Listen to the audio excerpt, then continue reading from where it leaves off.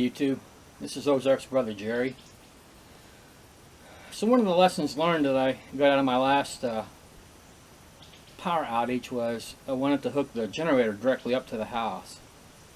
So I got to thinking, and I saw these little metal arrow sheds that are like 4 by 5 feet.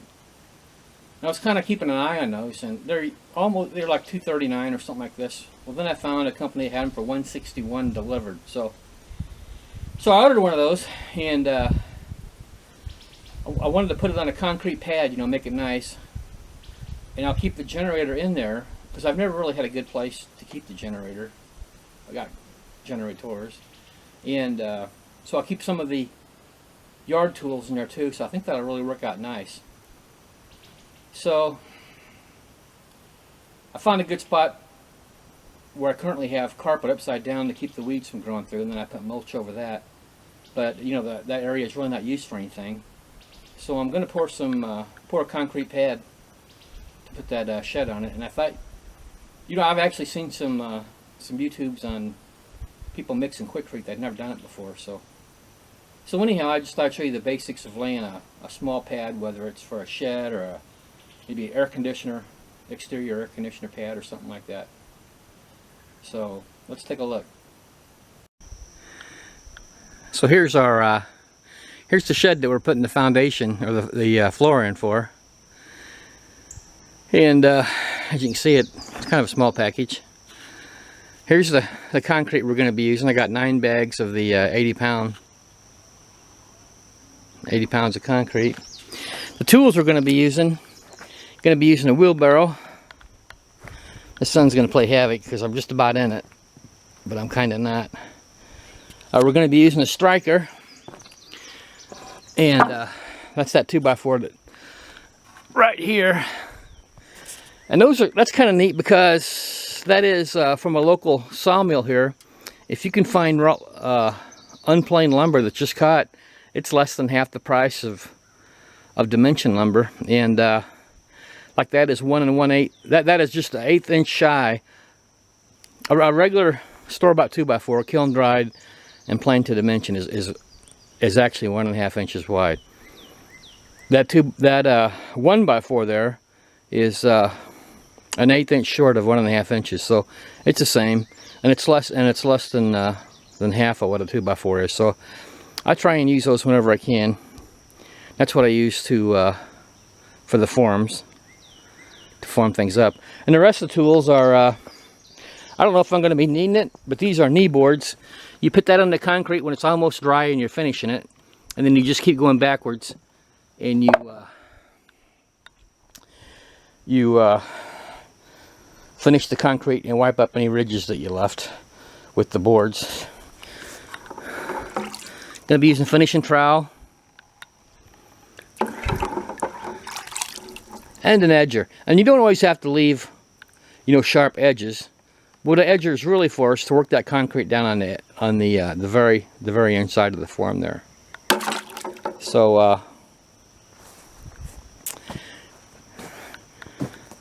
this is the my concrete form, and I made it just about 1.5 inches bigger on each side for the shed to fit onto. Now they make, you see the wiring, that's nothing more than fence wire. They make regular concrete reinforcement wire to put in, or some people even put rebar. So, but I had this laying around, so this is a small job, so this will help hold the concrete together if it cracks.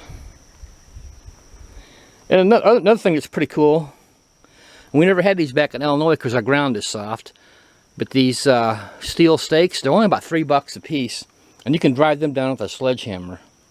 In Illinois, where I'm from, we always used just 1.5 inch wooden stakes, but here, you know, the ground laughs at them and they bust up. So you've pretty much got to use these steel stakes, and they have holes pre-drilled in them, so you can you know, nail them to the forms.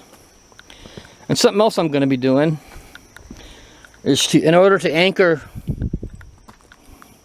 the little metal shed to the concrete, I just bought some bolts with these fender washers, and I'm going to work this fender washer down to the concrete so that pretty much just the threaded portion of the bolt's going to be sticking up. Then I'll put, so that'll dry, and that'll be, you know, stuck in the concrete really hard. And that fender washer will give me a good surface area to pull against on the concrete. And I'll just put a piece of scrap steel, drill a hole in it, put this over this 1/4-inch bolt, and then put the other end over the channel of the bottom of the shed. And I'm going to put 2 of these on the 3 sides, you know, not the door side, and that should hold it from any wind or anything. So I'm going to get started here.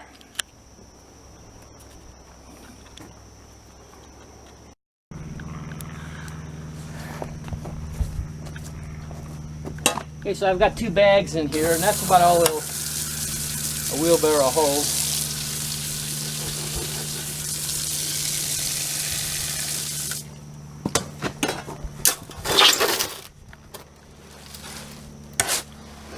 So we'll start mixing.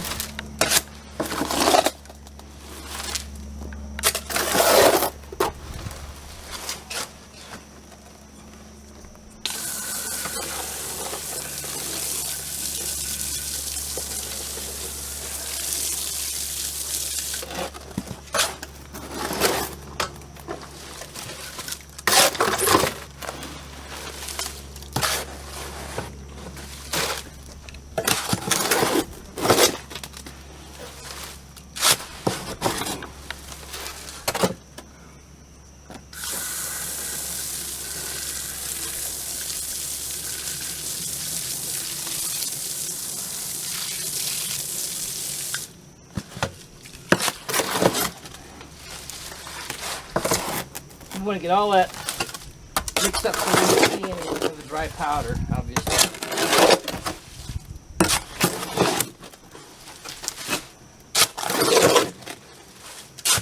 I was fortunate when I was a kid, maybe even starting when I was 10 or so. I had an uncle that poured concrete, and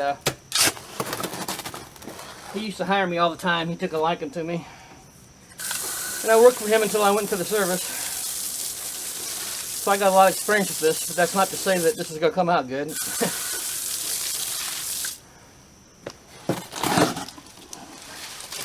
He poured foundations and did flat work. So of course we had trucks delivering concrete. We didn't mix it.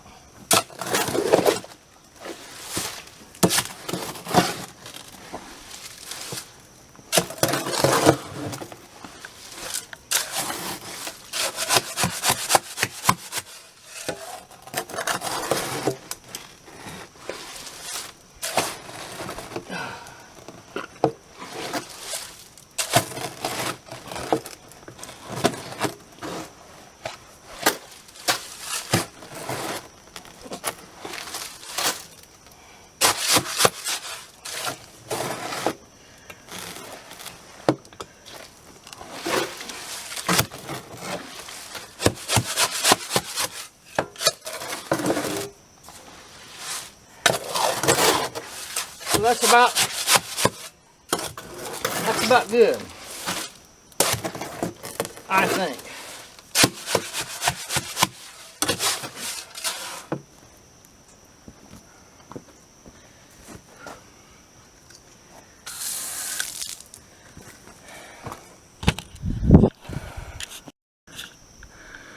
Okay, so let's start putting the concrete in our form.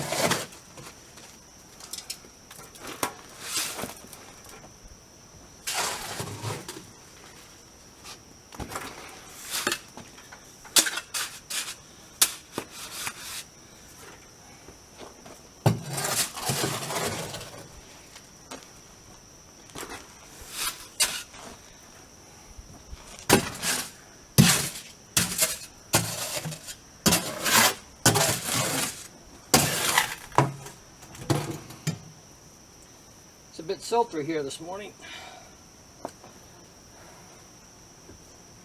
I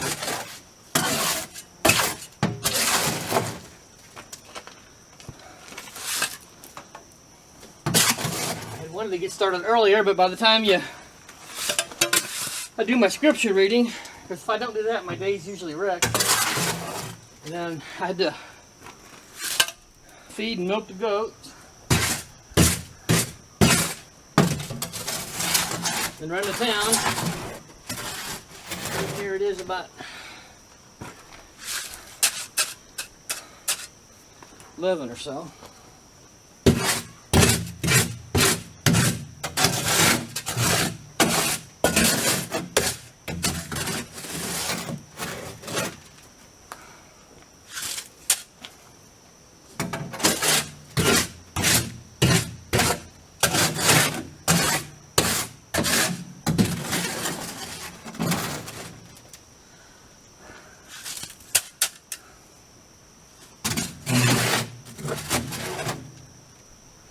Okay, so with the aforementioned striker board,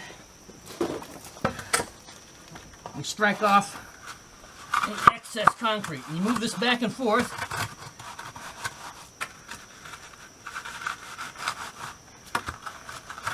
and then you pull slightly.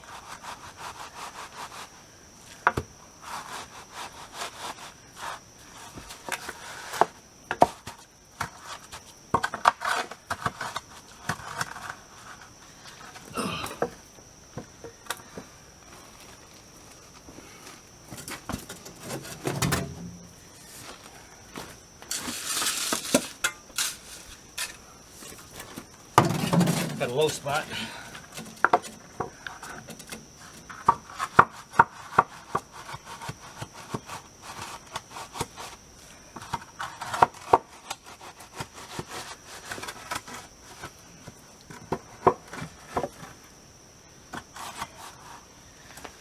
That's a little dry, so I'll put a little more water in it next time.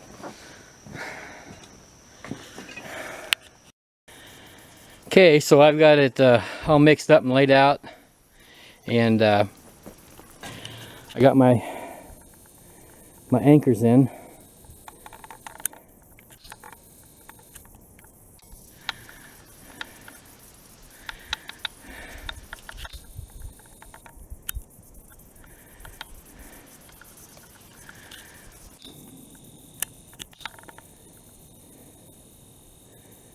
So a lot of people have a conundrum about when do you get on concrete. You know, you've stricken it off. When do you get on concrete with a trowel? Well, you take your fingertips and you put it right onto the concrete, just barely. And see how that, I don't know if you can see, but there's just a little bit of concrete hanging on there. So it's just a little bit too soon to get on it and start doing your final finish. Then of course, I'm mixing it by hand, so this end down here is still pretty wet. So that's that.